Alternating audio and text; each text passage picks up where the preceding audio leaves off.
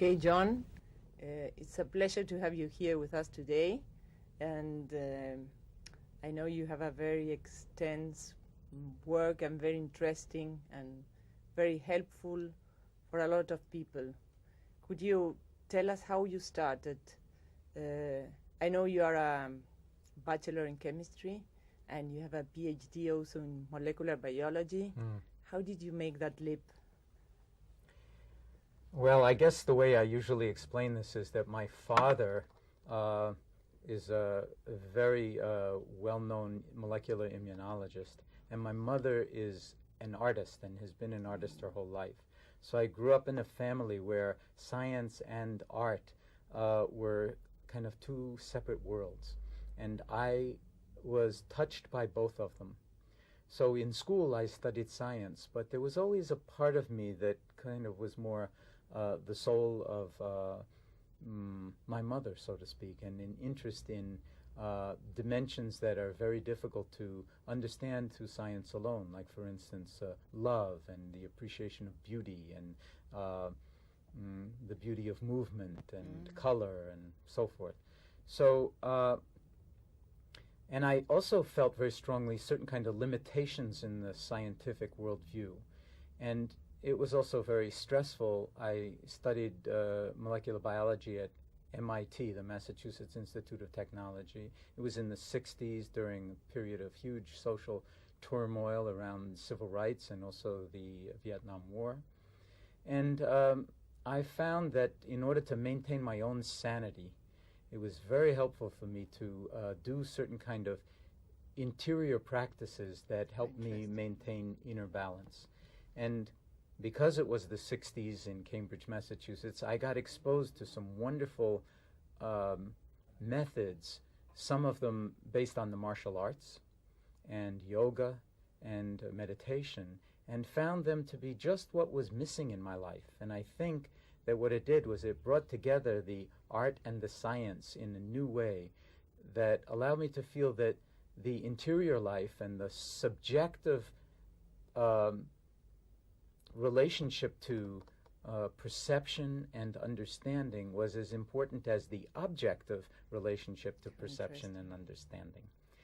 So I spent many, many years meditating and practicing yoga and practicing the martial arts and feeling that these things are incredibly valuable. Why doesn't anybody study them scientifically? Why doesn't anybody utilize them for helping people be healthy?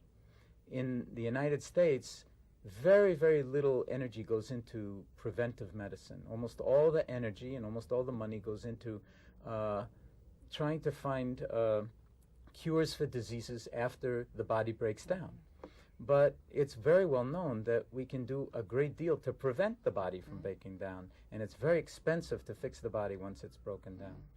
So it seemed to me that if people learned meditation and yoga and how to mobilize their own inner resources to optimize healing, to optimize learning and growing and transformation across the lifespan, from being very young into old age, that one would have a much better chance of living a more robust, a healthier life physically, psychologically, and spiritually. So at a certain point, I came up with the idea of leaving my career as a molecular biologist, because there are many, many different molecular biologists, most of them far more clever than I, who were doing wonderful work, and to do something that really nobody else was doing, and that was trying to bring meditation and everything that that meant into medicine. Now, when you listen to those words, meditation and medicine, they really sound alike. And the reason is that they come from the same deep root meaning. In Latin, it comes from medere, which means to cure. But the deep Indo-European root of the word medere actually means to measure. And it's not like with a ruler where you'd hold it up to a table and you'd measure how many centimeters the table is. It's more a Platonic notion of everything has its own right inward measure. Very interesting. So a triangle has its own right inward measure, a sphere has its own right inward measure, and by the same token, a tree or a plant or a human being has its own right inward measure. So medicine would be the restoring of right inward measure, inner balance, homeostasis, when it is thrown out of balance. Through surgery, through drugs, through anything that one can do to restore the balance. Setting bones when they're broken. Meditation is the direct perception of right inward measure through systematic observation. The direct perception of right inward measure or balance, or the kind of totality of expression of thought, of emotion, of sensation, of perception, of proprioception, of every aspect of what it means to be human. Our capacity for awareness is really what distinguishes us in some ways from other aspects of the world. We have a very refined capacity for awareness, but we don't refine it as a rule. We don't cultivate it. And the way it's cultivated is through meditative disciplines. And it is, in many ways, a scientific approach to looking at one's own mind, and to look at it in a systematic, you might even say scientific or objective way, where you just watch it, and you try to do that without the usual inner biases that come from wanting things to be a certain way or not wanting certain things to happen and so forth. When you start to watch the mind, you realize that most of the time the mind isn't in the present moment. It's in the future, it's in the past. It's very preoccupied with what it wants, what it doesn't want, and wants to push away. So there's a lot of turmoil, and the present moment, which is the only moment we ever are alive in, the only moment we ever have in which to express feelings of love or appreciation, in which to see anything, in which to feel one's own body, in which to learn, the present moment gets really squeezed. We're so stressed.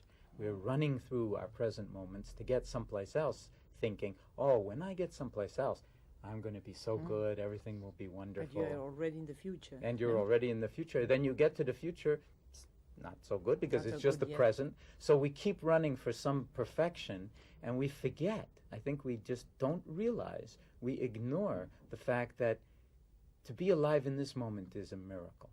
It's miraculous. To have a body is miraculous. Even if there are things wrong with your body, even if you have disease of one kind or another, it's almost invariably true that there's more right with you than wrong with you.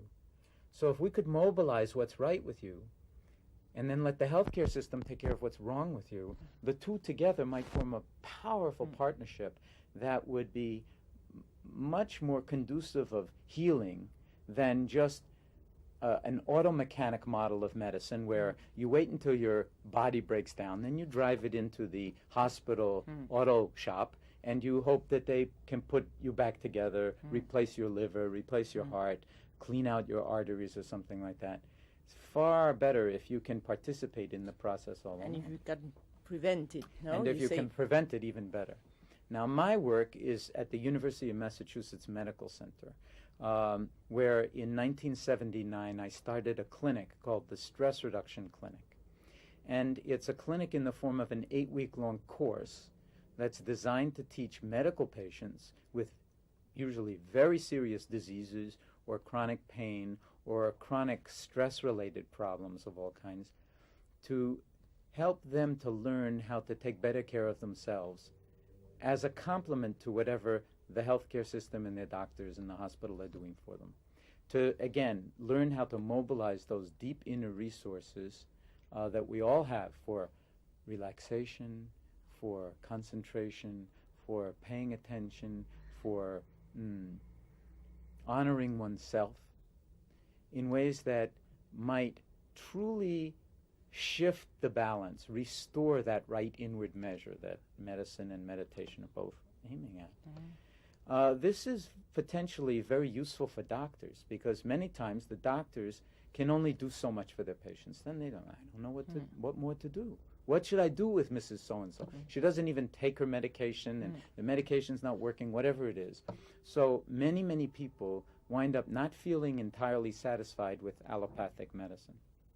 That's one reason that in our country there's a $28 billion industry, and it's growing very rapidly, where people go and see alternative medicine practitioners, many different kinds, acupuncturists, chiropractors, homeopathists, osteopaths, and all sorts of different kinds of things.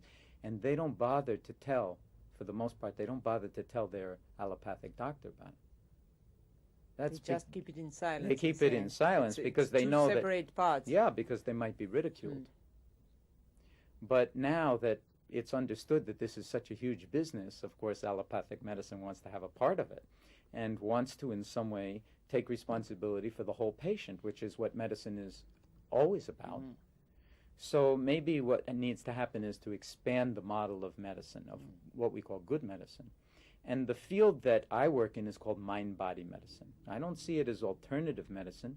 I am a professor of medicine. I've been working in the Department of Medicine for 21 years. We have the oldest and the largest mind-body clinic in the world. There are over 240 medical centers and hospitals and standalone clinics around the world that are now doing the work that we do at the medical center, which we call, by the way, mindfulness-based stress reduction. Mindfulness-based stress reduction. And I'll explain that in a little bit. Yes, if you could, later explain us the concept of mindfulness. Well, we'll even practice some, and which will be really nice. But this clinic helps patients, medical patients, to participate in their own well-being. So, one, it would be good to learn these kinds of things before you get sick or before you have an illness or before whatever. But often that's not possible. So we teach it to people who are already patients, who are already have a disease or a disability or something like that. And our message to them is, listen, as long as you're breathing, from the meditative point of view, there's more right with you than wrong with you. So we're going to let, as I was saying, the whole rest of the healthcare team, your doctor, your surgeon, the whole healthcare team, take care of and pay attention to what's the matter with you. We're going to focus on what's right with you and pour energy into that and see what happens. So it's kind of a partnership, and we call it now participatory medicine, where we really enlist the full faculties of the patient as a person in their own health and well-being. That, of course, is very good for the doctors, because then they have a place they can send their patients when they don't know what to do with them.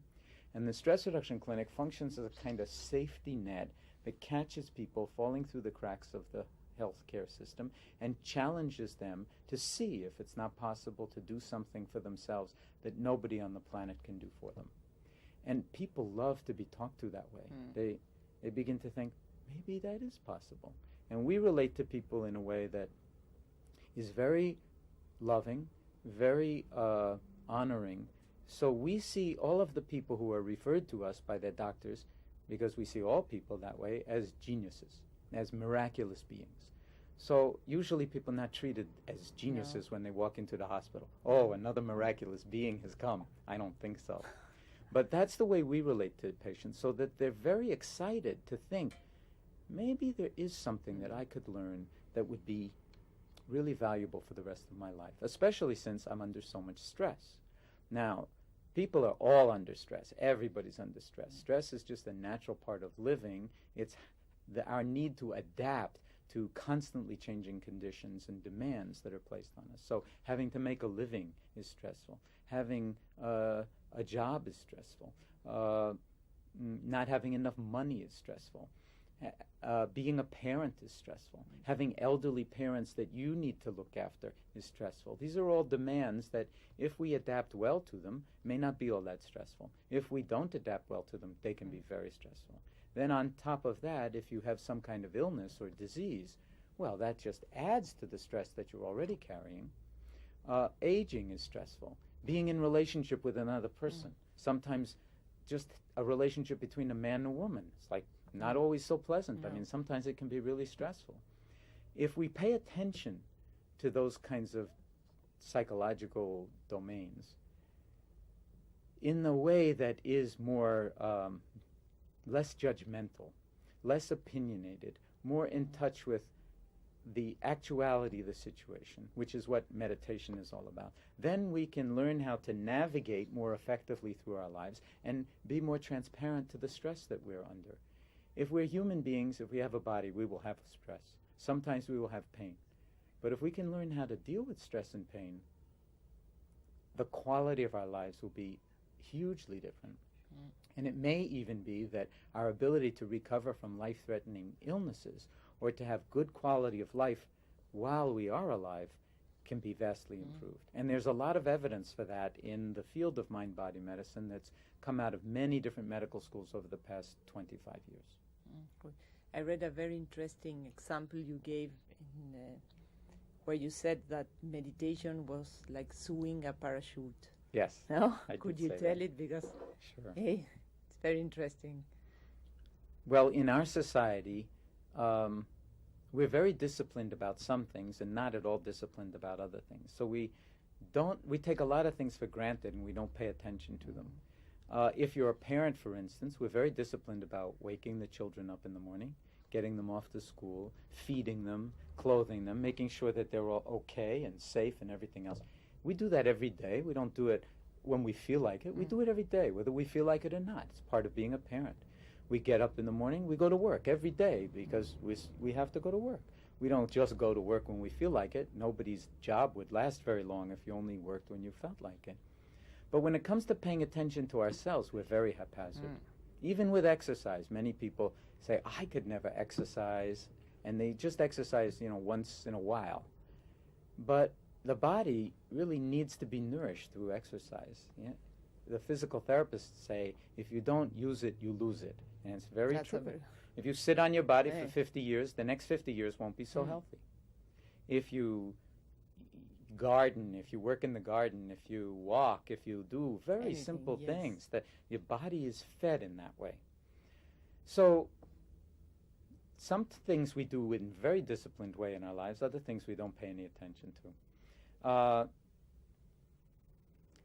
The meditation is something that in order for it to be of value, you have to cultivate it like a garden. You have to work in it every day, weeding and planting seeds and watering and taking care of it in some way. What meditation really is paying attention in a certain systematic way. Mindfulness, which is the kind of meditation that we teach in our clinic, and which is really always spoken of as the heart of Buddhist meditation. In all the different Buddhist traditions, whether it's Tibetan meditation or Zen meditation or Vipassana meditation from the sort of Southeast Asian countries, the heart of all of those Buddhist practices is moment-to-moment, non-judging attention. That's all. So it's not particularly mystical or religious or even spiritual. It's commonsensical. It's like we continually work at being in the moments that we're alive in. And to also take off the glasses that we often wear, that color our seeing and our hearing and our feeling through our ideas and our opinions, and the fact that a lot of the time we're kind of what we say in the United States, out to lunch. The mind is not really present. Out to lunch.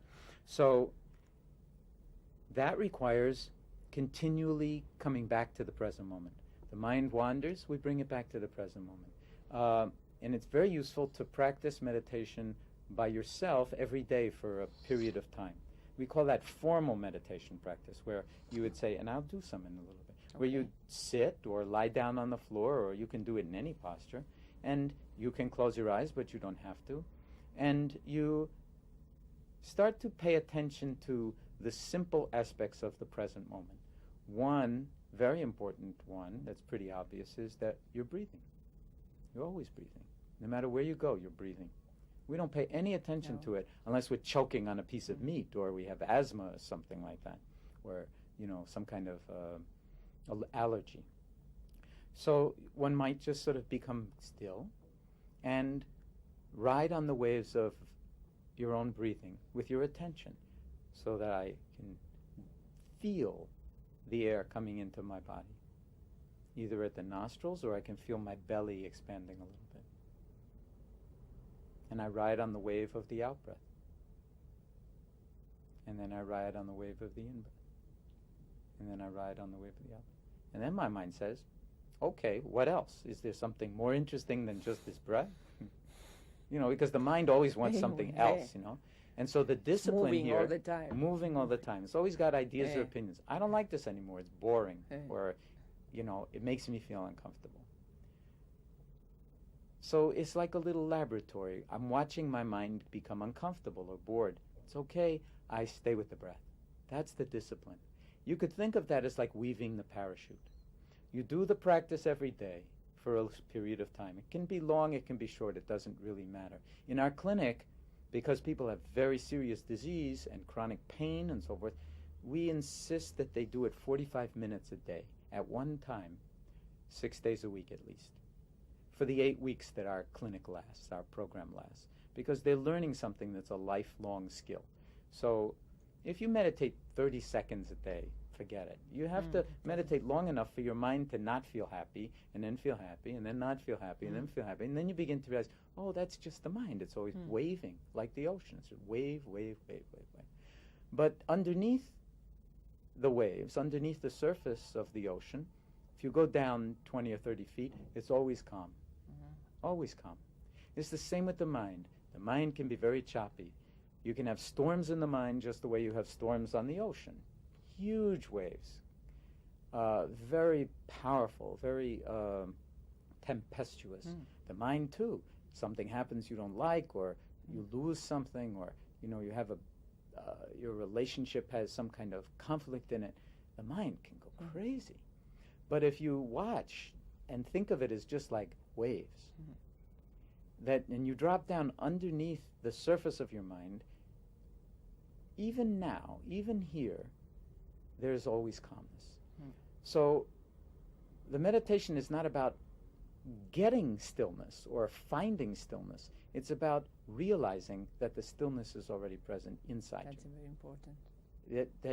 So we learn how to touch what is already part of our true nature, as the Buddhists would call it, our true nature. That we embody silence, but we're not taught that.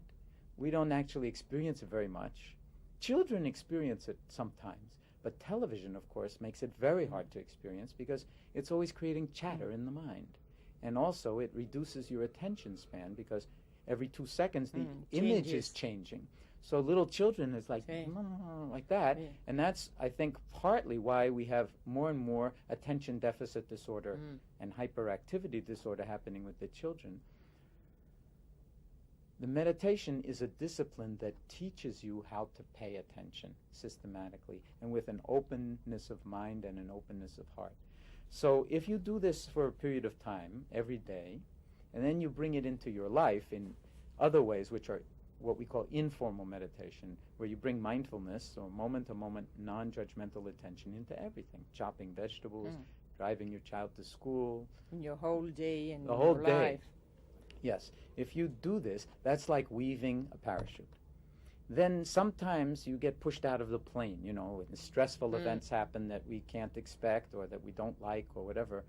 If you've been practicing cultivating mindfulness, when you have a very, very powerful event happen in your life, the mindfulness will be there to hold you, like a mother holding a child. If you have not been weaving the parachute and you fall out of the plane and you've got half a parachute, the air goes right through all the holes, and you go right to the ground. Floor. You crash. So this is, in a way, beautiful preventive medicine. It also, in a way, I like to explain meditation as becoming intimate with ourselves.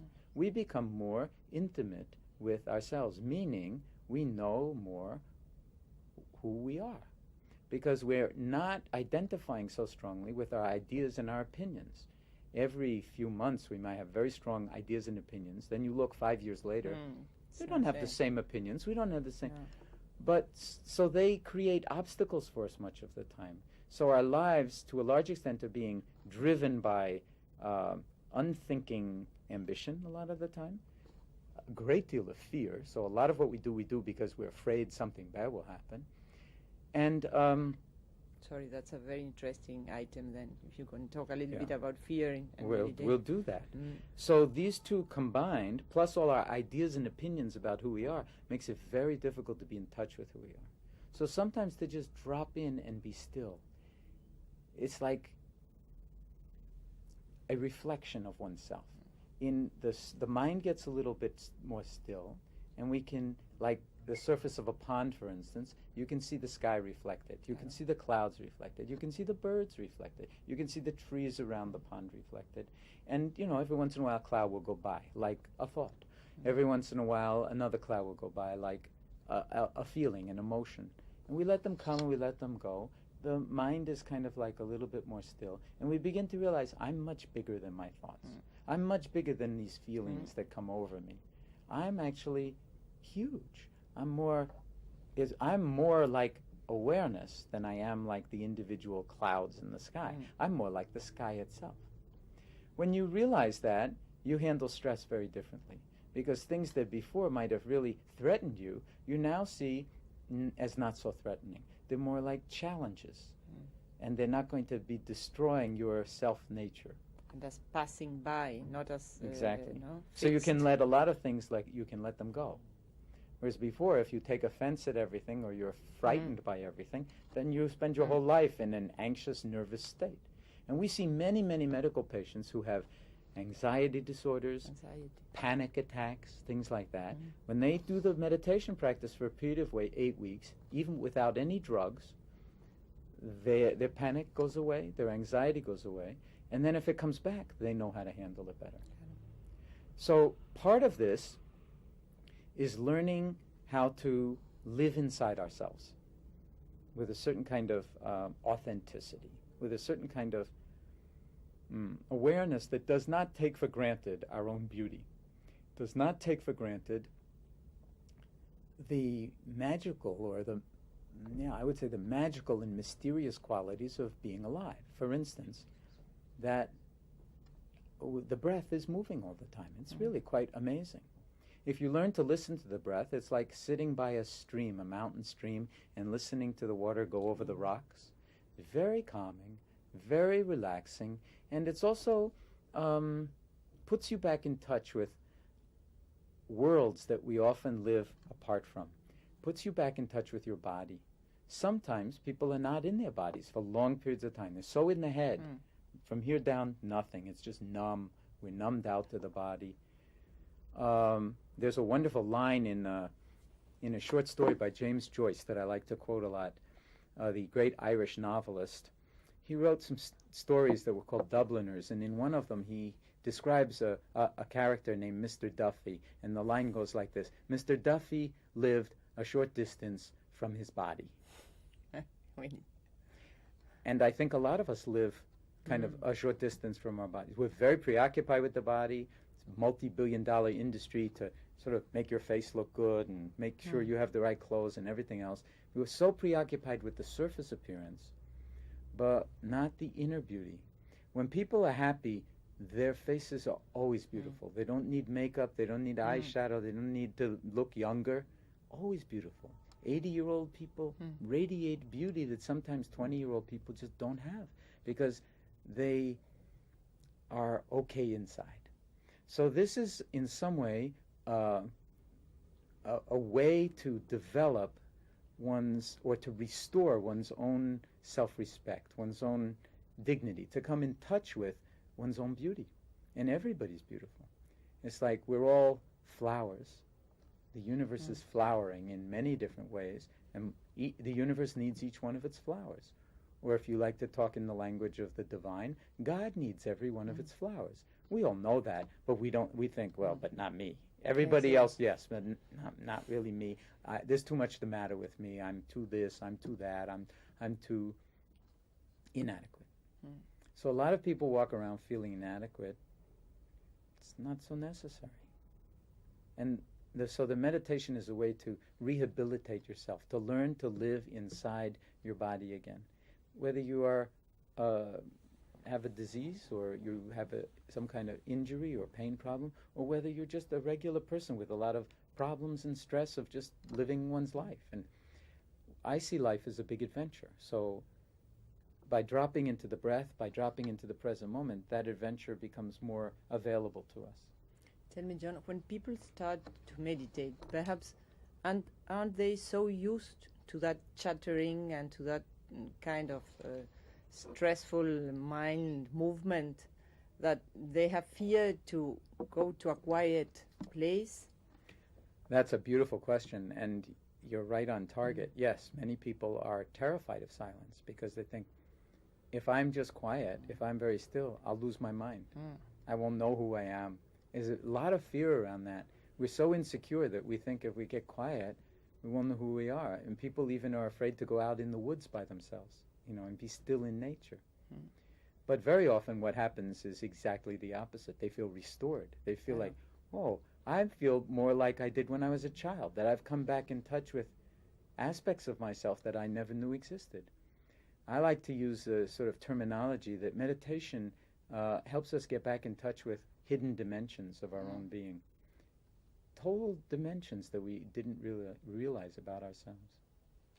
So we've found a way to teach the meditation that just regular, ordinary people appreciate and wind up using in their lives. So we're not trying to teach, the kind of...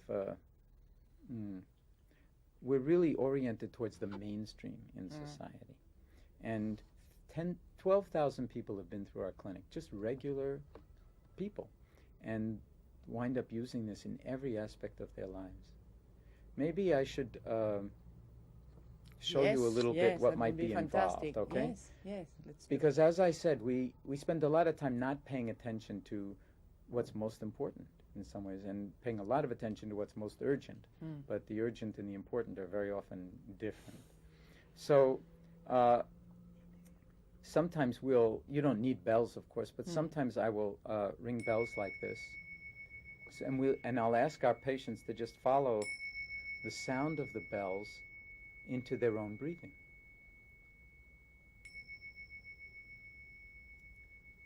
Almost as if your mind... Fantastic. Almost as if your mind was like a leaf falling off a tree and fluttering gently down onto the surface of a pond. And then the leaf hits the water and it rides on the surface of the pond. And if there are little waves, then it just rides like this.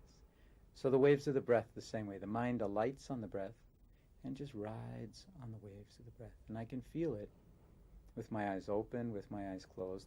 And I just sort of feel the breath moving in the body. I'm not pushing it. I'm not pulling it. I'm not trying to control the breath. I'm just surfing, if you will, on the waves of the breath. And I'm feeling the sensations in the body. I'm not thinking about my breathing. I'm feeling my breathing. I'm feeling it like an animal body, that this is like a deep part of my nature, breathing. It happens whether I think about it or not. So I'm feeling the breath. And the breath comes in, and the breath goes out. And the breath comes in, and the breath goes out, and I feel it. And I can feel my whole body sitting here in an erect and dignified posture, breathing. The skin is breathing. So I can feel a sense of my body as a whole. Beautiful. It's already complete. Even if I have pain or there's something the matter, in this moment, it's all I have. It's my whole life. Can I be in touch with all of it? So I can do this for 5 seconds. If I'm in the middle of a busy meeting or something, I can do it for 5 minutes. Or I could do it for, say, 45 minutes. Or 20 minutes. Just that. Then, of course, the mind doesn't stay on the breath. It just won't stay on the breath. It goes here, it goes there, starts to think about the future. Bring it back. And you first watch where it goes. And you just note what's on your mind. You just note it. You pay attention. What's on your mind? That's as interesting as the breath. So it's not that the breath is like more interesting. So you watch, what's on my mind? And then you thread the breath into that. So that you're not trying to push that away and come back to the breath. You're not trying to stay there and just think about that. But you're not fighting with it. You're not fighting with it in any way, but you're accepting it and then bringing the awareness of the breath into it. Then it usually just goes away like a cloud, and you have the breath again. And the next moment, the mind goes off someplace else. You have some memory, and you get angry because it wasn't a pleasant memory. And then you realize, I'm not with my breath anymore. So you thread the breath into the feeling of anger, and you stay with the breath and the anger, and you notice the anger goes away. Why? Because everything's changing all the time. Nothing stays the same for long. So the breath oscillates, you ride with the breath, and you begin to develop a sense of what we call in English centeredness, groundedness, a sense of being without doing anything. I'm not doing anything. I'm just watching my life unfold. You may say, well, that's very passive. That's very passive. There's nothing passive about it. It's really attending to being. Now, most of the time we're running around doing. We're doing, and sometimes we forget who's doing all this doing and why. So we run around like crazy trying to get someplace else, and we forget or ignore we're already here. It may not ever be any better than this. If we forget this moment, what makes us think some other moment's going to be so great? We'll just forget that moment too, because it'll be the same mind. This way you begin to fashion a mind that's very bright, that's very open, that's very loving. This is, I think, an act of ultimate love. Enough that one loves oneself and one loves life enough to be present for it. Now, all the great artists understand that. Monet, for instance, when he would paint what he saw. But it's very difficult to paint what you see. And he saw shadow and color and form in remarkable ways and was able to paint something that when you look at it, it expands your mind. Poets do the same thing.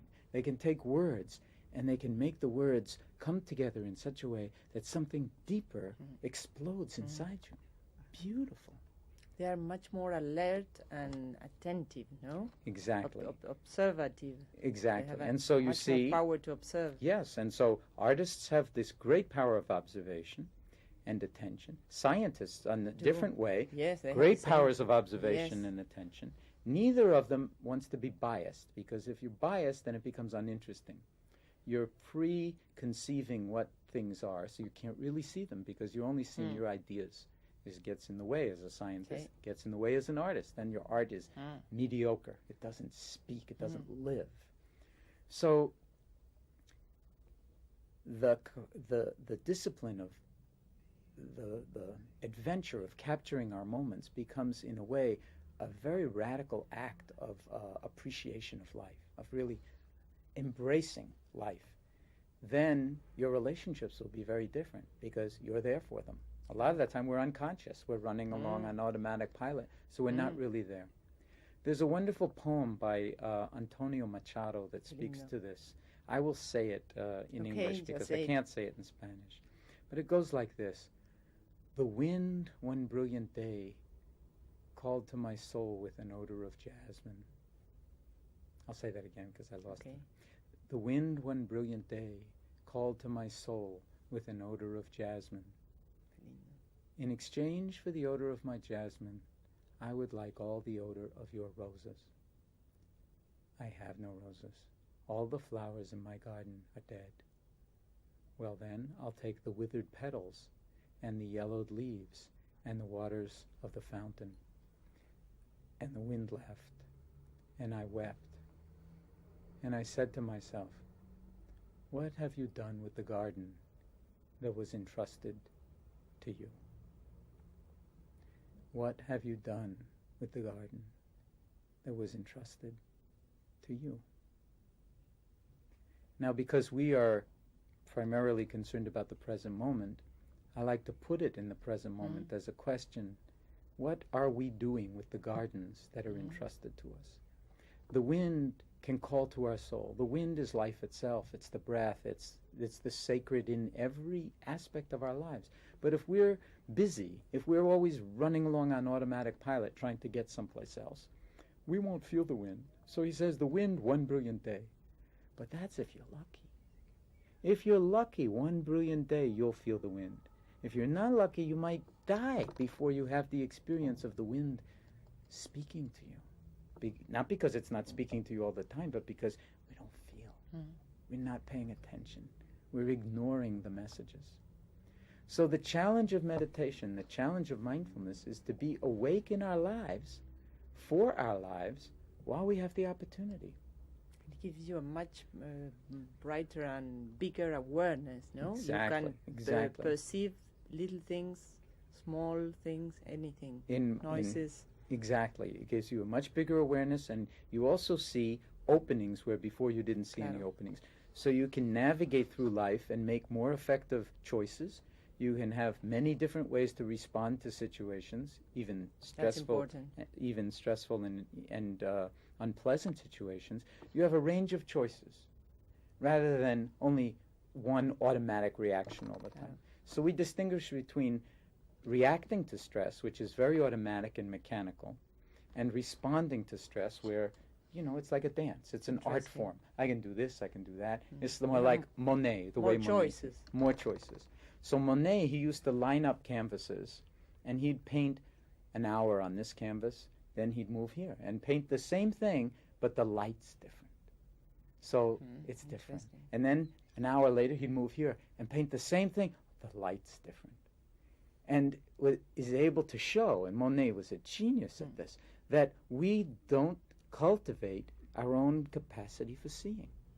So very often we might say, look at a child, our own child, and not really see that child. We only see our idea of the child. So it's a very powerful meditation practice for parents to ask, who is this child? What does this child need from me right now? Can I even see what this child is going through, what he or she may need? And then relate from my heart in that way, rather than just, That's interesting. I know who you are. Yes. Because we don't know who our children are. And we don't very often know what we're feeling. But if we are aware that we don't know, we will be more gentle, we will be more respectful, and they will feel that, and they will be more empowered. We call that mindful parenting. It's just one application of the meditation practice.